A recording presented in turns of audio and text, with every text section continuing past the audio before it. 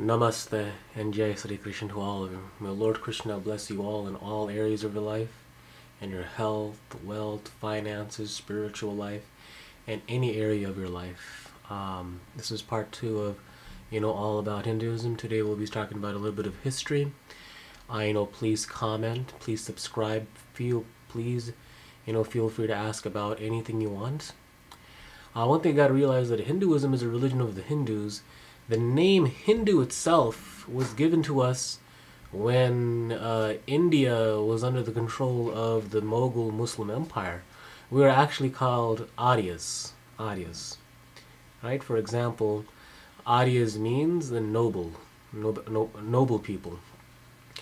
The reason why is because India was next to the Sindhu River, and when the Muslims came over, the Mughal rule, they couldn't say Sindhu, so they said Hindu, and we were called Hindus by them. We were called Hindus.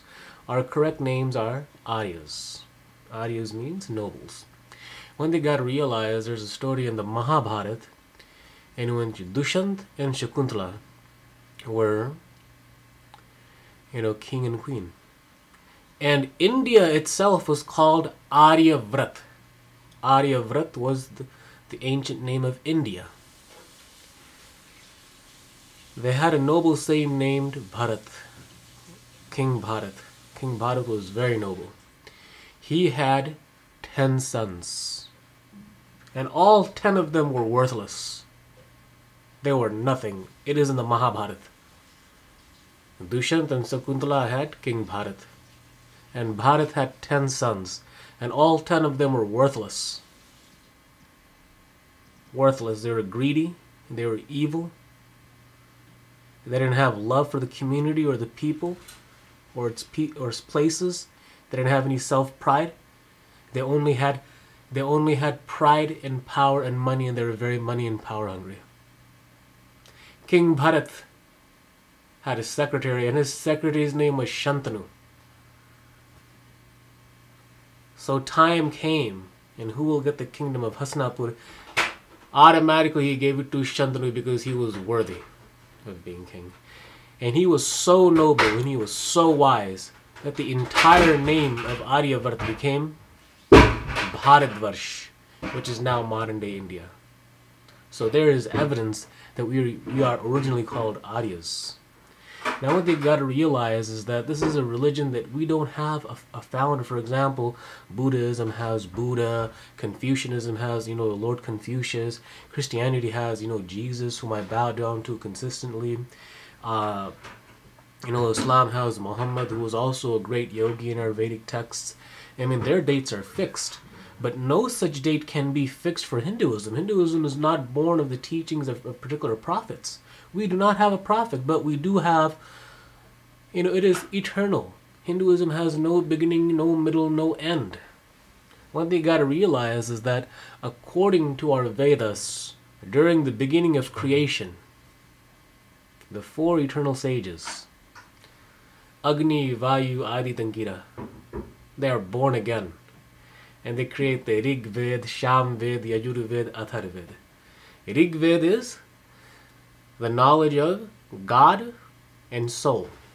Yajur Ved is all the yagnas and fire rituals we do. Sam Ved is bhakti, devotion and love. And Athar Ved is all the medicines that we do. But still, no particular date is set. It is free from all religious fanaticism. One thing you got to realize is that we unify all religions. We are open to Confucianism. We are open to Taoism. We are open to Christianity. Jesus Christ is mentioned. Jesus Christ himself is mentioned in one of the 18 Purans is called the Bhavishya Puran. Jesus in our Hindu faith is known as Ishaputra, meaning son of God. Of course, Sanatana Dharma means eternal religion. One thing you got to realize, it has been scientifically proven that Sanskrit is the oldest language in the world. It is as old as the earth itself. There is no date, no written record of how old Sanskrit is. I mean, it is fair to say that Hinduism is the mother of all religions. Hindu scriptures is the oldest in the world.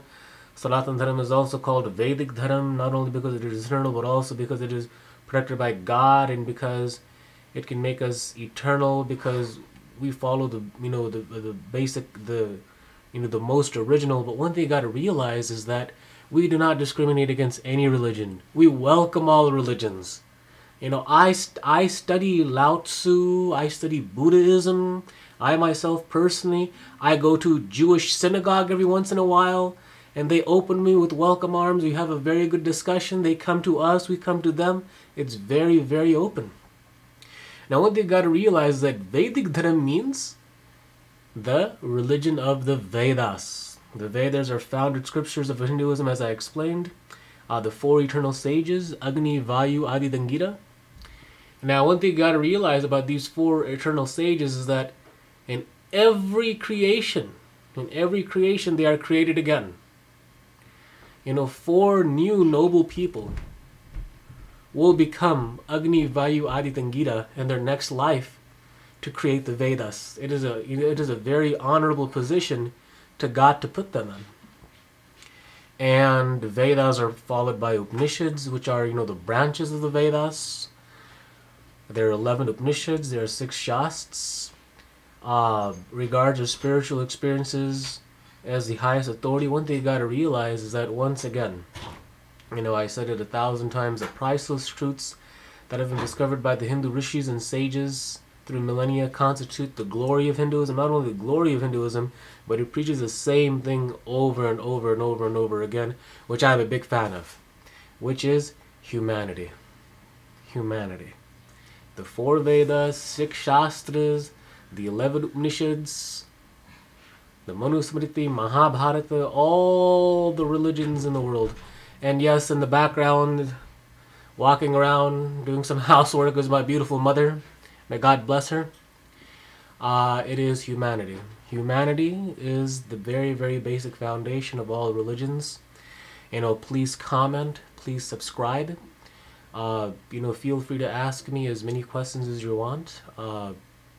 Please comment. One thing you got to realize, please, again, this is YouTube, please don't ask any controversial issues like, what are your thoughts on the death penalty? Or what do you think about, gay marriage? Or what are your thoughts about, illegal immigration or abortion or anything that's controversial like the death penalty? Please ask about Hinduism. I'll try my very, very best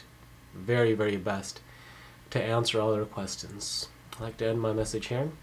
Om Shanti, Shanti, Shanti.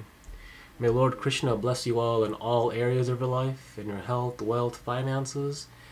May God grant you good health, wealth, health, in all areas of your life. Om Shanti, Shanti, Shanti. May God bless you. God bless.